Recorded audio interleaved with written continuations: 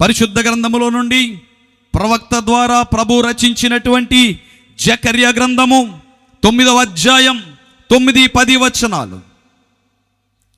సియోను నివాసులారా బహుగా సంతోషించుడి, యెరూషలేము నివాసులారా ఉల్లాసముగా ఉండుడి.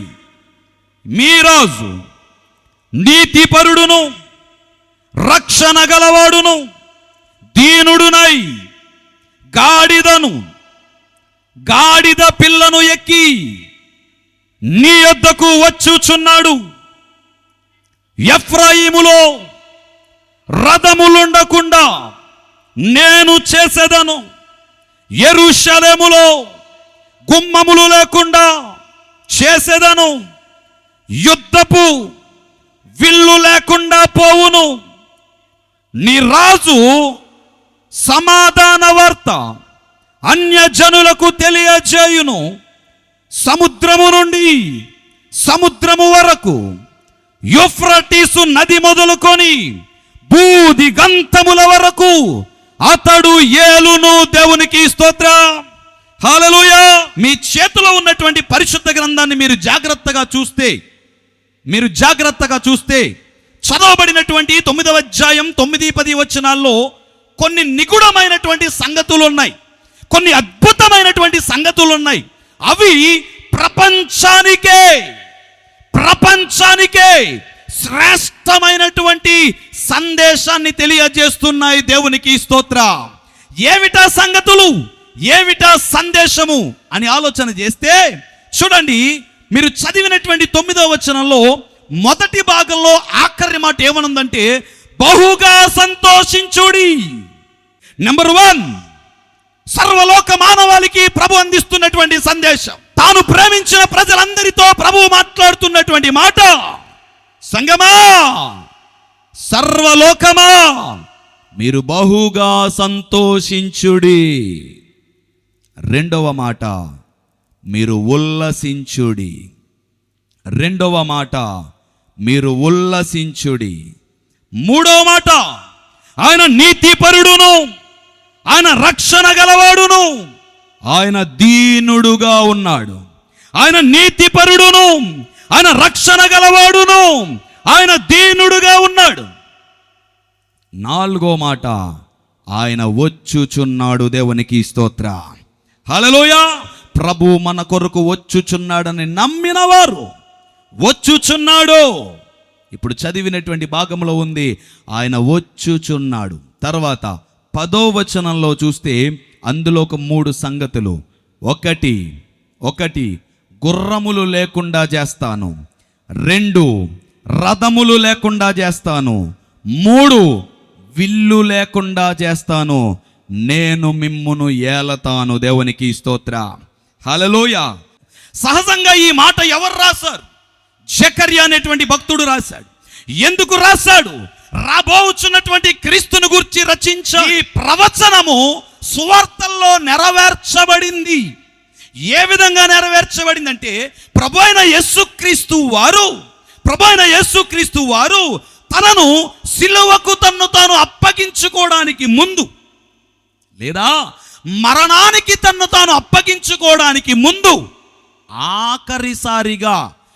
ఆఖరిసారిగా యెరూషలేములో ఉన్న దేవాలయము యొద్దకు వచ్చుచున్నారు. దేవునికి స్తోత్రం, హల్లెలూయా. ఎందుకు ఆఖరిసారిగా అనే పదాన్ని వాడానంటే ఆ తర్వాత మరలా యెరూషలేములో ఉన్న దేవాలయము దగ్గరికి ప్రభువు రావడానికి అవకాశము లేదు. ఎందుకంటే ఆ తర్వాత జరిగిన ఉదంతం అంతా మనకు తెలుసు. ప్రభు తన్ను తాను అప్పగించుకున్నాడు, సిలువకెక్కాడు, రక్తము చిందించాడు, శరీరాన్ని నలగొట్టుకున్నాడు, ప్రాణమును అర్పించాడు. మనందరి రక్షణార్థమై మరలా 3వ దినమున తిరిగి లేచాడు. దేవునికి స్తోత్రం, హల్లెలూయా. అంచేత దేవుని సంగమా, ఆ చుట్టుపక్కల ప్రాంతాల్లో, ఆ చుట్టుపక్కల ప్రదేశాల్లో ఉన్న ఒకే ఒక్క దేవాలయం, ఆ దేవాలయానికి ప్రభు వచ్చుచున్నాడు. ఆయన వస్తున్నాడన్న సంగతిని ప్రజలు ముందే ఎరిగి, రాజులకు రాజైన వాడు, ప్రభువులకు ప్రభు అయిన వాడు వచ్చుచున్నాడు, వేం చేయుచున్నాడు గనుక ఆయన ఆహ్వానం ఘనముగా ఉండాలని పట్టు చీరలు పరిచారు, ఖర్జూరపు మట్టలు పరిచారు, హోసన్నా జయమను కేకలు వేస్తూ ప్రభువుని ఆ దేవాలయములోనికి ఆహ్వానించారు. కానీ అసలు దాని చరిత్ర ఏంటి, అసలు ప్రవచనం ఏంటి, జకర్యా దేన్ని గూర్చి మాట్లాడాడు అనంటే క్రీస్తు రాబోతున్నాడు కేవలము యెరూషలేములో దేవాలయమునకు మాత్రమే కాదు, ఈ భూమి మీద తన స్వరూపములో తన పోలిక చెప్పున సృజించబడిన తాను ప్రేమించిన నీ కొరకు వచ్చుచున్నాడని జకర్యా ప్రవక్త ద్వారా దేవుడు ముందుగానే తెలియజేశాడు. దేవునికి స్తోత్రం, హల్లెలూయా. గమనించండి, ఆఖరిసారిగా వచ్చింది ఎక్కడికి అనంటే దేవాలయమునకు. ఎక్కడికండి? దేవాలయమునకు. వాక్యమే సెలవిస్తుంది, నీ దేహము దేవుని ఆలయము. అందరూ చెప్పండి, నా దేహం దేవుని ఆలయం. నా దేహం దేవుని ఆలయం. ఒకవేళ నీ దేహము దేవుని ఆలయమైతే సంగమా, నీ యొద్దకే ప్రభు వచ్చుచున్నాడు. దేవునికి స్తోత్రం, హల్లెలూయా. నీ కోసమే ప్రభు వచ్చుచున్నాడు, నీ కొరకే ప్రభు వచ్చుచున్నాడు, నీ వద్దకే ప్రభు వచ్చుచున్నాడు. ఆయన నీతిపరుడు, ఆయన రక్షణ గలవాడు, ఆయన దీనుడు గనుకనే నీచముగా పోల్చబడిన, తక్కువగా పోల్చబడిన, చేదరించుకోబడినటువంటి ఒక గాడిద మీద తాను ఎక్కి మన మధ్యకు వచ్చుచున్నాడు. దేవునికి స్తోత్రం. అయితే ఆయన రక్షణ గలవాడు, మనందరికీ రక్షణ అనుగ్రహించడానికి ఆయన వచ్చుచున్నాడు. ఈరోజు భూమి మీద అనేకులు ప్రభువుని నమ్ముకున్నారు, యేసుని అంగీకరించారు, వాక్యం చదువుతారు, ప్రార్థన చేస్తారు, దేవుని సన్నిధికి వస్తారు, పరిచర్య చేస్తారు, పాటలు పాడతారు, కానుకలు ఇస్తారు, అన్నింటిలో ముందుంటారు. కానీ రక్షించబడ్డారా? నీ పాపములు క్షమించబడ్డాయా?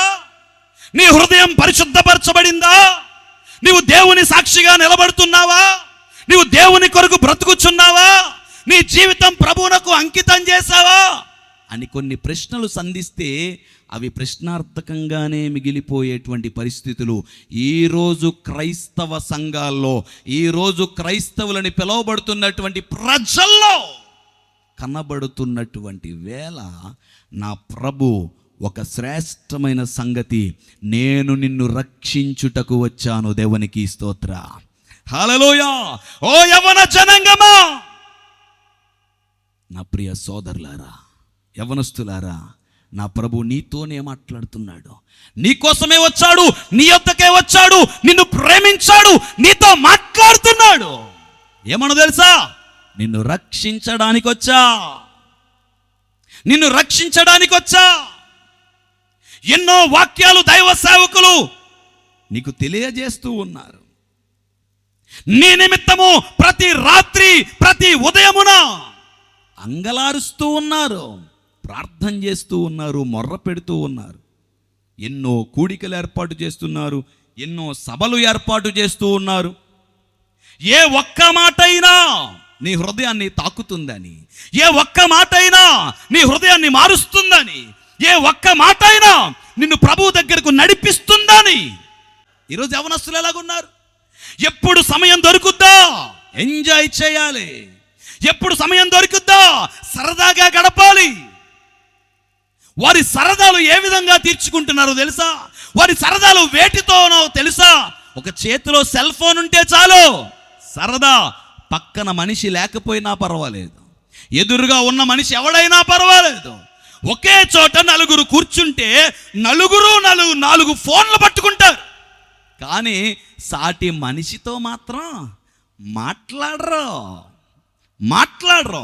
ఆడు నీ బంధువు కానీ, నీ ఫ్రెండ్ కానీ, నీ చుట్టం కానీ, నీకు తెలిసినోడు కానీ, నీ సంఘస్థుడు కానీ, ఆఖరికి ఆడు పాస్టర్ గారే కానీ, నీ ముందు ఎవరున్నా కానీ నీకు కావలసింది ఫోనే.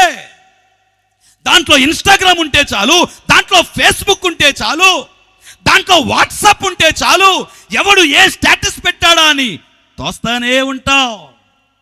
ఇన్స్టాగ్రామ్లో ఏ రీల్ వచ్చిందా అని తోస్తానే ఉంటావు. ఆఖరికి దారుణమైన పరిస్థితి ఎలాగైపోయింది తెలుసా? ఈరోజు మనమే పలకరించినా తిరిగి పలకరించని పరిస్థితులు అయిపోయినాయి అండి. ఎస్, ఎరా నానా బాగున్నావా అంతే, బాగున్నానయ్య గారు అని అండో, తిరిగి మీరెలాగున్నారని అని అండో. మరి అంటే ముత్యాలు రాలిపోతాయనో, పళ్ళన్నీ ఊడిపోతాయనో, నాలుగు కింద పడిపోతానో నాకు అర్థం కాదు. ఈనాటి యవ్వనస్తుల జీవితం ఏమైపోయింది? ఎవరికి నచ్చినట్లుగా వాడు జీవిస్తున్నాడు, ఎవరికి నచ్చినట్లుగా వాడు బ్రతుకుతున్నాడు. ఇంట్లో తల్లి అరే నానా నా మాట వినరా అని ఏడుస్తూ ఉంటుంది, ఆ మాట వాడికి పట్టదో. ఇంట్లో తండ్రి చెప్తాడు అరే బిడ్డా నా మాట వినరా, నాతో పాటు పొలానికి రారా, నేను కష్టపడలేకపోతున్నాను, నా వయసు అయిపోతుంది, నా నడుమొంగిపోయింది, నువ్వైనా వచ్చి సాయపడరా అని గొల్లును ఏడుస్తూ ఉంటాడు. ఆ మాట వాడి చెవికెక్కదు. తండ్రి మాట చెవికెక్కదు, తల్లి మాట చెవికెక్కదు, సేవకుడి మాట చెవికెక్కదు, పెద్దల మాట చెవికెక్కదు. మరి ఏం చేస్తున్నాడంటే కాలక్షేపం, దాన్నే సంతోషం అనుకుంటున్నాడు. కానీ గమనించండి, నా ప్రభు నీ కోసం వస్తున్నాడు, నీ యొద్దకు వస్తున్నాడు, నీ కొరకే నిన్ను ప్రేమించి వస్తున్నాడు, నీకు బహుగా సంతోషాన్ని ఇవ్వడానికి వస్తున్నాడు. దేవునికి స్తోత్రం. నేను చెప్పగలను ప్రియ దేవుని సంగమా, నీకు అధికమైన సంతోషం ఎక్కడైనా దొరుకుతుందంటే, నీకు బహుగా ఉల్లాసం ఎక్కడైనా దొరుకుతుందంటే, నువ్వు ఆనందించగలుగుతున్నావంటే అది కేవలము దేవుని సన్నిధిలో మాత్రమే. దేవునికి స్తోత్రం. హల్లెలూయా. నీవు బహుగా సంతోషించాలంటే మొదట నీ కుటుంబము రక్షించబడాలి. ఏ కుటుంబము రక్షించబడుతుందో ఆ కుటుంబము బహుగా సంతోషిస్తుంది. ఏ కుటుంబము రక్షించబడుతుందో ఆ కుటుంబము ఉల్లాసంగా ఉంటుంది. అందుకే నా ప్రభు నీ కొరకు నీ యొద్దకు నిన్ను ప్రేమించి నిన్ను రక్షించడానికి వస్తున్నాడు. దేవునికి స్తోత్రం. హల్లెలూయా. అందుకే మరలా చెబుతున్నాను, ఓ యవనస్తుడా, ఈ లోకమే చాలనుకుంటున్నావేమో, ఈ లోకంలో సంగతులే చాలనుకుంటున్నావేమో, జీవితం సాఫీగానే జరిగిపోతుంది చాలనుకుంటున్నావేమో, ఉదయాన్నే లేవంగానే తింటున్నాను, నలుగురు స్నేహితులను కలుస్తున్నాను, సరదాగా కాలక్షేపం చేస్తున్నాను, ఫోన్లో నచ్చినవన్నీ చూస్తున్నాను, చాలు అనుకుంటున్నావేమో. చాలదు, నువ్వు రక్షించబడాలి. నీవు నీ కుటుంబం బహుగా సంతోషించాలి. దేవునికి స్తోత్రం. హల్లెలూయా. ఒక్క ప్రశ్న మీ ముందు సంధించి నేను కొంచెం ముందుకు వెళ్తాను. ఓ యవనస్తుడా, నీవు చాలా సంతోషంగా ఉన్నాను అని ఆలోచించుకుంటున్నావు, కానీ నీ తల్లి నీ కోసం ఎంత ఏడుస్తుందో ఏ రోజైనా ఆలోచించావా? నీ తండ్రి నీ కోసం ఎంత బాధపడుతున్నాడో ఏ రోజైనా ఆలోచించావా? నీవు బాగుండాలని, నువ్వు చదువుకోవాలని, నువ్వు ఉన్నతమైన స్థానంలో నిలబడాలని నీ కోసం తమ రక్తాన్ని చెమటగా మార్చి చిందిస్తూ ఎంతో ప్రయాసపడుతున్న నీ తల్లిదండ్రులే నీ కోసం ఎంతగా ఏడుస్తున్నారో ఒక్కసారి ఆలోచించి రాత్రి ఆలోచించు. నువ్వు బాగుండాలని, నువ్వు క్షేమంగా ఉండాలని, నువ్వు బాగా చదువుకోవాలని, నువ్వు ఉన్నతమైన స్థానంలో నిలబడాలని, నువ్వు దేవుని పరిచర్యలో వాడబడాలనే, దేవుని సాక్షిగా భూమి మీద నిలబడాలనే నీ కుటుంబము ఎంతగా నీ కోసం ఏడుస్తుందో ఒక్క క్షణం ఆలోచించి నీ అడుగులు ముందుకు వేయాలి. దేవునికి స్తోత్రం. హల్లెలూయా. ఎందుకు ఈ మాట చెబుతున్నాను? నువ్వు రక్షించబడితేనే నీ కుటుంబానికి బహుగా సంతోషం. నువ్వు రక్షించబడితేనే ఆ కుటుంబంలో బహుగా ఉల్లాసము. దేవునికి స్తోత్రం. హల్లెలూయా. రెండో మాటలోనికి వెళ్ళిపోతాను. 10వ వచనంలో చదువుకున్నాం మనం, గుర్రములను, రథములను, విల్లును లేకుండా చేస్తాను. సహజంగా గుర్రములు ఎక్కడుంటాయి? రథములు ఎప్పుడుంటాయి? విల్లులు ఏ సందర్భంలో ఏ సమయంలో వాడతారు అని అంటే యుద్ధ భూమిలో ఉన్నప్పుడు. చెప్పండి, ఎప్పుడు? యుద్ధ భూమిలో ఉన్నప్పుడు, యుద్ధ రంగములో ఉన్నప్పుడు. ఎదురుగా శత్రు సైన్యం ఉన్నప్పుడు, ఆ సైన్యముతో పోరాడవలసిన సమయం వచ్చినప్పుడు, ఆ సైన్యాన్ని ఎలాగైనా ఓడించవలసిన అవసరత వచ్చినప్పుడు, ప్రతి సైన్యము గుర్రములను కలిగి, రథములను కలిగి, విల్లులను కలిగి యుద్ధ భూమిలో అడుగు పెడుతుంది. అడుగు పెట్టిన క్షణము నుండి పోరాటమే. అడుగు పెట్టిన క్షణము నుండి పోరాటమే. ప్రాణము నిలుస్తుందో లేదో తెలియదు, ఎంతసేపు బ్రతికుంటావో లేదో తెలియదు, ఎప్పుడు ప్రాణాన్ని విడిచిపెడతావో తెలియదు, ఎప్పుడు ఓడిపోతావో తెలియదు, అసలు గెలుస్తావో లేదో కూడా తెలియదు. నా ప్రభు అంటున్నాడు, అలాంటి యుద్ధములే లేకుండా, శత్రు సైన్యమే లేకుండా, పోరాటమే లేకుండా, గుర్రములు, రథములు, విల్లులు లేకుండా చేస్తా. దాని అర్థం ఏంటో తెలుసా?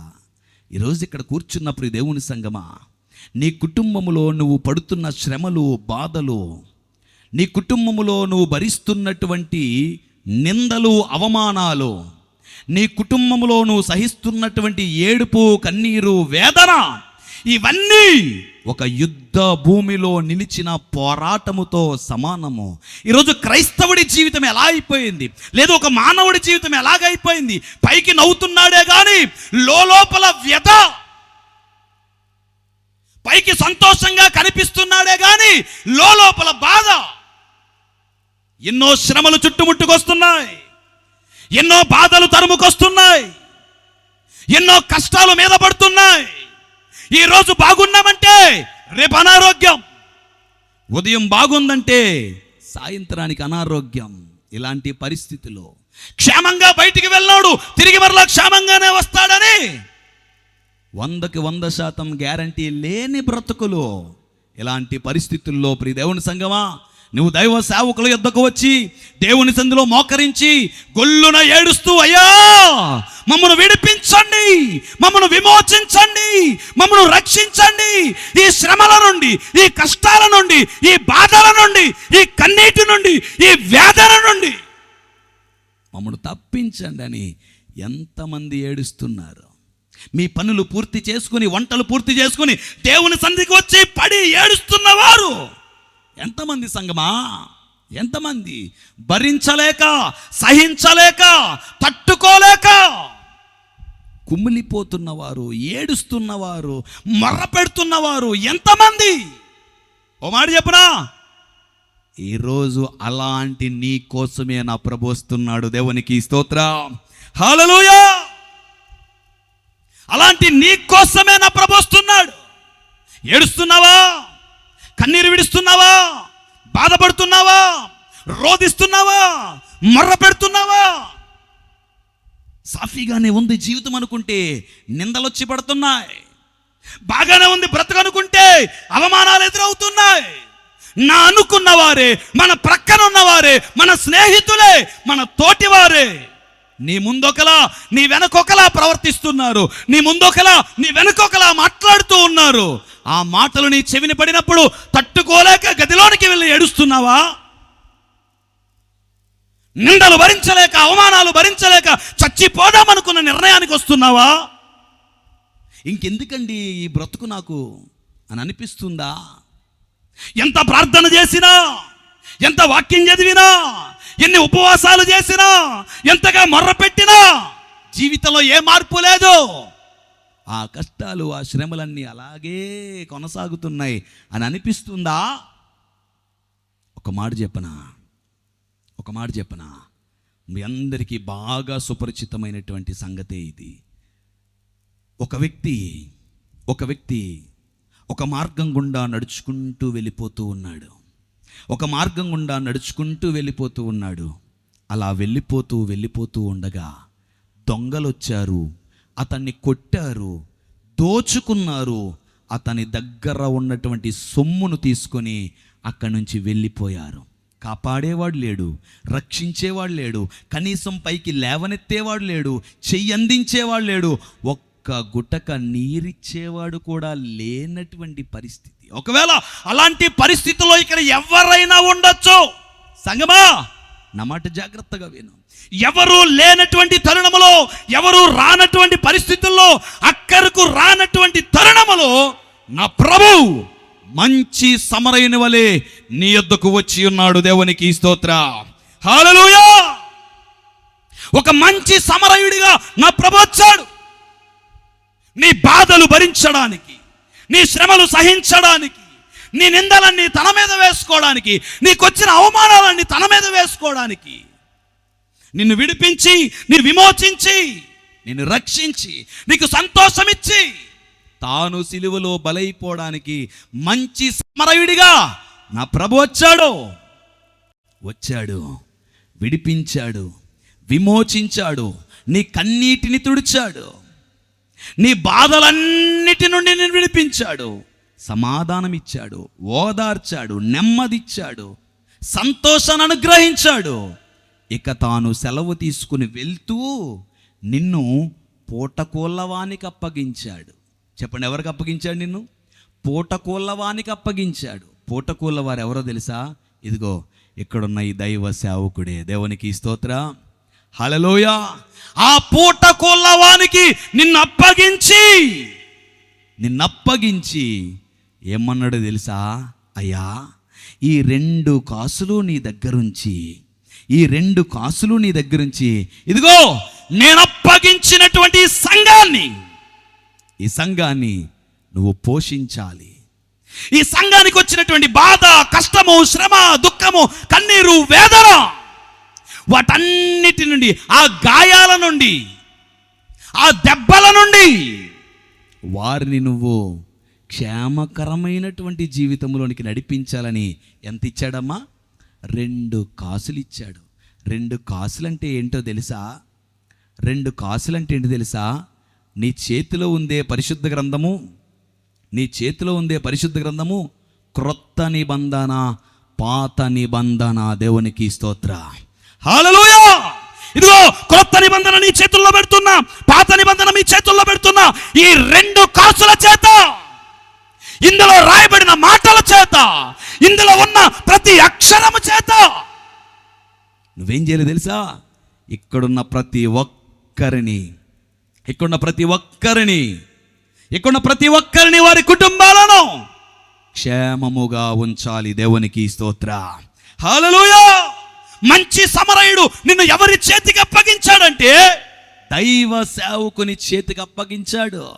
అందుకే దైవ సేవకుడు ఏది ఏమైనా, కష్టమైనా, నష్టమైనా, నిందైనా, అవమానమైనా, ఎవరు ఏమనుకున్నా అతడి పని ఒక్కటే, నీకు వాక్యాన్ని అందించడం. దేవునికి స్తోత్రం. ఏ సమయంలోనైనా వాక్యాన్ని అందించడమే ఆయన పని. ఈ 2 కాసులు ఆయన చేతిలో పెట్టి సంఘాన్ని క్షేమంగా చూసుకోమని చెప్పి వెళ్తూ ఏమన్నాడంటే, ఒకవేళ ఇవి సరిపోకపోతే, ఒకవేళ ఈ 2 కాసులు సరిపోకపోతే నీ దగ్గరున్నవాడు దానికి తగిన ప్రతిఫలము నేను నీకు ఇస్తాను ఒకరోజు అన్నాడు. ఇప్పుడు ఈ 2 కాకుండా ఇంకేముంటాయి? కొత్తగా ఇంకో పుస్తకం ఏమన్నా రాయమంటారా? లేదంటే ఇంకో బైబిల్ ఏమన్నా తెమ్మంటారా? లేదంటే ఎక్కడెక్కడ ఏమన్నా పట్టుకురమ్మంటారా? అంటే ఏం కాదు. ఈ 2 చెబుతూనే ఈ దైవ సేవకులు నిన్ను ప్రేమిస్తారు, ప్రేమను పంచుతారు. నువ్వు బాధలో ఉన్నప్పుడు నీ దగ్గరకు వచ్చి నిన్ను ఓదారుస్తారు. నువ్వు ఏడుస్తున్నప్పుడు నీ దగ్గరకు వచ్చి వాక్యం చేత బలపరుస్తారు. నువ్వు కష్టములో ఉన్నప్పుడు నీకు ₹1 సహాయం చేస్తారు. నువ్వు ఆపదలో ఉన్నప్పుడు నీ కోసం కన్నీరు విడిచి మొర్ర పెడతారు. భక్తుడైనటువంటి మోషేను దేవాది దేవుడు సీనాయి కొండ మీదికి రమ్మన్నాడు. అక్కడికి వెళ్ళిన తర్వాత తినడానికి అన్నం ఉండదు, పడుకోవడానికి నిద్ర ఉండదు. మరి ఏం చేయాలంటే ప్రార్థన చేయాలి. మీకు విషయం తెలుసా? సేవకుడికి సమయానికి తిండి ఉండదు, సమయానికి నిద్ర ఉండదు. అయినా కానీ సేవకుడు ఏం చేస్తాడు తెలుసా? నీ కోసం నిరంతరం ప్రయాసపడి ప్రార్థన చేస్తాడు. దేవునికి స్తోత్రం. ఎందుకంటే అది ఆయనకి అప్పగించబడింది. ఈ 2 కాసులు సరిపోకపోతే నువ్వు ఇంకా నీ దగ్గర ఉన్నాయి ఖర్చు పెట్టమంటే సేవకుడు ప్రేమిస్తూ ఉంటాడు. సంఘానంతటిని ఒకేలా ప్రేమిస్తాడు. దైవ సేవకుడికి తెలిసింది ఒక్కటే, ఇదిగో పాత నిబంధన కొత్త నిబంధన వాక్యాల చేత ఆత్మీయ జీవితంలో నిన్ను బలపరచాలి. దేవుని ప్రేమను పొందుకున్న అతను ఆ ప్రేమను, ఆ ఓదార్పును, ఆ నెమ్మదిని, ఆ సమాధానాన్ని, ఆ జాలిని, ఆ దయను నీకు అందిస్తూ ఉండాలి. దేవునికి స్తోత్ర. హల్లెలూయా. ఈ దైవ సేవకుడు ద్వారా, ఈ దైవ సేవకుడి సంరక్షణలో నీ ఉండగా, మరలా చెబుతున్నా, ఈ దైవ సేవకుడి సంరక్షణలో నీ ఉండగా నీ జీవితంలో, నీ కుటుంబంలో, నీ భవిష్యత్తులో గుర్రములుండవు, రథములుండవు, విల్లులుండవు, యుద్ధాలుండవు, పోరాటాలుండవు, సంతోషమే ఉంటుంది. దేవునికి స్తోత్ర. హల్లెలూయా. yes, నువ్వు దేవుని సన్నిధికి దూరం అయిపోయి, ప్రార్థనకు దూరం అయిపోయి, వాక్యానికి దూరం అయిపోయి, సేవకుడికి దూరం అయిపోయి, మా ఇంట్లో ఎప్పుడూ కష్టాలేనండి, మా ఇంట్లో ఎప్పుడూ శ్రమలేనండి, మా బ్రతుకులు ఇంతేనండి అని అంటే ఎలా బిడా? అంటే ఎలా? నువ్వు దేవునితో సహవాసం కలిగి ఉండు, దేవుని సన్నిధితో సహవాసం కలిగి ఉండు, సేవకులతో సహవాసం కలిగి ఉండు. ఒక మాట చెప్పనా, ఇదే రోజుల్లో, ఇదే సమయాల్లో బయట ఎందరో యవ్వనస్తులు తమ జీవితాలను పాడు చేసుకుంటూ, ఇందా చెప్పనుగా, సెల్ ఫోనే సంతోషమని కొంతమంది, కళ్ళు దుకాణాలే సంతోషమని కొంతమంది, సారాయి దుకాణాలే సంతోషమని కొంతమంది, గుంపులుగా కూర్చుని మాట్లాడుకుని అల్లరి చేస్తూ బ్రతకడమే సంతోషమని మరికొంతమంది తమకు ఇష్టానుసారంగా బ్రతుకుతూ ఉంటే, మీ చుట్టూ చూడండి ఎంతమంది యవ్వనస్తులు ఈ పరిచర్య కోసం ప్రయాసపడుతున్నారో. వారందరినీ ఈ విధంగా తీర్చిదిద్దింది ఒక దైవజనుడు. దేవునికి స్తోత్ర. హల్లెలూయా. దైవ సేవకుల సంరక్షణలో క్రమశిక్షణ ఉంటుంది. గౌరవం నేర్పిస్తారు, ప్రేమ నేర్పిస్తారు, మర్యాద నేర్పిస్తారు, భక్తి నేర్పిస్తారు, క్రమశిక్షణ నేర్పిస్తారు, బాధ్యతలు నేర్పిస్తారు, భవిష్యత్తు ప్రణాళికలు తెలియజేస్తారు. దేవుని చిత్తానుసారముగా నీ అడుగులు ముందుకు వేయడానికి నీ ప్రక్క నుండి తోడ్పడతారు. దేవునికి స్తోత్ర. హల్లెలూయా. అందుకే నా ప్రభు అంటున్నాడు, నేను వచ్చుచున్నాను, మిమ్మును ఏలబోతున్నాను. దేవునికి స్తోత్ర. హల్లెలూయా. ఆయన మనలందరినీ ఏలువాడు, ఆయన మనందరినీ ఏలువాడు. ఆ రాజులకు రాజు, ప్రభువులకు ప్రభు అయినటువంటి దేవాది దేవుని చేతి క్రింద సంరక్షణలో మనం ఉండగలిగితే, మనల్ని అప్పగించిన దైవ సేవకుల సంరక్షణలో మనం ఉండగలిగితే, మనం వెళ్తున్న సంఘములో నమ్మకంగా ఉండగలిగితే, అన్ని వేళలా దైవ సేవకులకు తోడ్పడుతూ సహకారంగా ఉండగలిగితే, వారు చెప్పిన మాటలకు లోబడి విధేయత కలిగి దైవ చిత్తానుసారంగా, వాక్యానుసారంగా అడుగులు ముందుకు వేయగలిగితే, నేను చెప్తున్నాను ప్రియదేవుని సంగమా, నీవు ఊహించని రీతిలో, నీ ఆలోచనకు మించిన రీతిలో నా ప్రభు నిన్ను దీవిస్తాడు, ఆశీర్వదిస్తాడు. దేవునికి స్తోత్ర. ఎందుకు తెలుసా? ఆయన నీతి గలవాడు. ఆయన నీతి గలవాడు. ఊరికి నేను నీతో ఏ పని చేయించుకోడు. నువ్వు చేసిన ప్రతి పనికి తగిన ప్రతిఫలమును నీకు అనుగ్రహిస్తాడు. దేవునికి స్తోత్ర. హల్లెలూయా. నా మాటలు ముగిస్తున్నాను. నీతి గలవాడు, రక్షణ గలవాడు, దీనుడై నీ కోసం నీ యొద్దకు వస్తున్నాడు. ఎందుకో తెలుసా? నెంబర్ 1, నిన్ను రక్షించడానికి, పాపము నుండి, లోకము నుండి, శాపము నుండి నిన్ను విడిపించడానికి. ఈ లోకమే సంతోషం అనుకుంటూ, ఈ లోకములో మనుషులతో ఉండడమే సంతోషం అనుకుంటూ, లేదంటే సోషల్ మీడియాతోనే ఉండడం సంతోషం అనుకుంటూ ఒక భ్రమలో బ్రతుకుతున్నటువంటి నిన్ను విడిపించి నిజమైన సంతోషాన్ని నీకు అనుగ్రహించడానికి, ఉల్లాసమును నీకు దయచేయడానికి, నీ జీవితంలో, నీ కుటుంబంలో, నీ ఉద్యోగంలో, నీ వ్యాపారంలో, నీ చదువులో, నీ భవిష్యత్తులో వచ్చే పోరాటాలు, శ్రమలు, ఇబ్బందులు, బాధలు, కన్నీరు, వేదన, దుఃఖము, వీటన్నిటి నుండి తొలగించడానికి, నిన్ను ఏలడానికి, నీకు పైగా రాజుగా ప్రభువుగా ఉండడానికి, సురక్షితముగా క్షేమముగా దైవ చిత్తానుసారములో వాక్యానుసారంగా నిన్ను నడిపించడానికి నా ప్రభువు నీ కోసం వచ్చుచున్నాడు. దేవునికి స్తోత్రం. హల్లెలూయా. స్వీకరించడానికి సిద్ధమేనా? అంగీకరించడానికి సిద్ధమేనా? ఆహ్వానించడానికి సిద్ధమేనా? ఇదిగో నీ దేహము దేవుని ఆలయము, నీ దేహము దేవుని ఆలయము, నీ యొద్దకే వచ్చుచున్నాడు. రాణిస్తావా నీ జీవితంలోనికి? నీ కొరకే వస్తున్నాడు. రాణిస్తావా నీ కుటుంబంలోనికి? నిన్ను ప్రేమించి వస్తున్నాడు. అంగీకరిస్తావా నీ జీవితంలోనికి?